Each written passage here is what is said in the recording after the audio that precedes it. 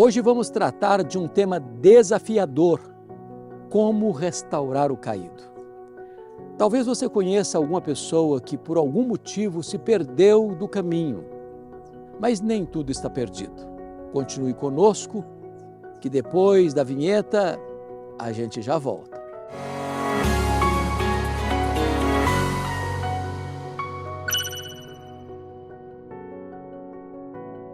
O apóstolo Pedro é um símbolo do homem inconstante. Como o pêndulo de um relógio, ele oscilava entre as alturas da fé e as profundezas da covardia. Sempre explosivo, falava sem pensar e agia sem refletir.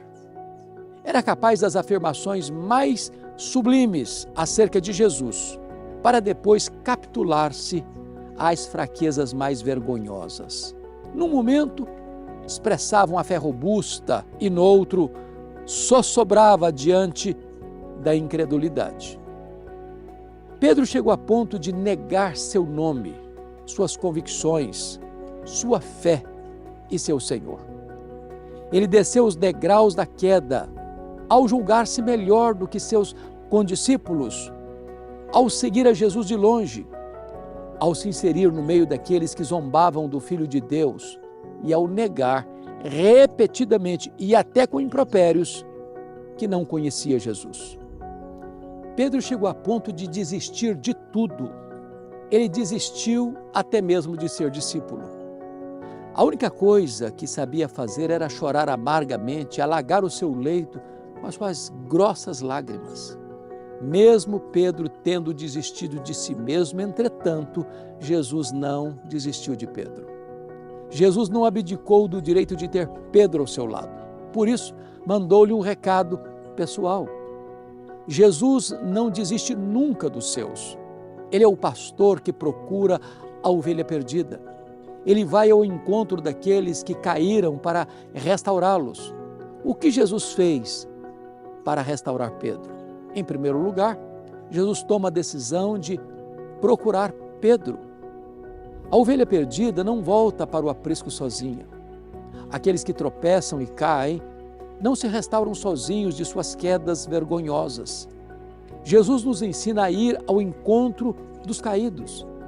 Precisamos tomar a iniciativa. Não é a ovelha ferida que procura o pastor, mas o pastor que vai em busca da ovelha perdida.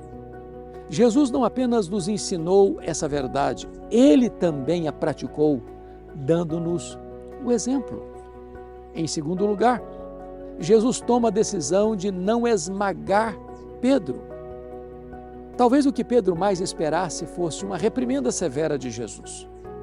Pedro havia prometido ir com Jesus até a morte, mesmo que os outros discípulos o abandonassem. Sua arrogância tornou-se notória. Pensando ser mais forte do que os outros, tornou-se mais fraco. Sua autoestima estava no pó. Ele se sentiu o pior dos homens. Jesus então vem a ele, não para esmagá-lo como uma cana quebrada. Ao contrário, prepara-lhe uma refeição, conversa com ele com discrição e faz-lhe perguntas endereçadas ao coração. Em terceiro lugar, Jesus toma a decisão de despertar o amor de Pedro. Em vez de confrontar Pedro, fazendo-o lembrar de suas vergonhosas quedas, Jesus toca de forma sensível no âmago do problema, perguntando a Pedro: Pedro, tu me amas? Quando Pedro caiu, seu eu estava sentado no trono de sua vida. Para Pedro se levantar, Jesus precisa estar no trono do seu coração. O amor é o maior dos mandamentos. O amor é o cumprimento da lei. O amor é a prova insofismável de que somos verdadeiros discípulos de Jesus. A condição única exigida a Pedro para voltar-se para Jesus e para reingressar no ministério era demonstrar seu amor a Jesus. Em quarto lugar, Jesus toma a decisão de curar as memórias de Pedro. Jesus preparou a cena para conversar com Pedro. A queda do apóstolo havia sido ao redor de uma fogueira. Jesus então arma na praia a mesma cena. Pedro havia negado Jesus 3 vezes em grau ascendente. Pedro negou, jurou e praguejou. Jesus então lhe fez 3 perguntas em grau ascendente. Jesus quer não apenas restaurar o coração de Pedro, mas também curar as suas memórias amargas. O Senhor se interessa não apenas pelas nossas convicções, mas também pelos nossos sentimentos. Em quinto lugar, Jesus toma a decisão de reingressar Pedro no ministério.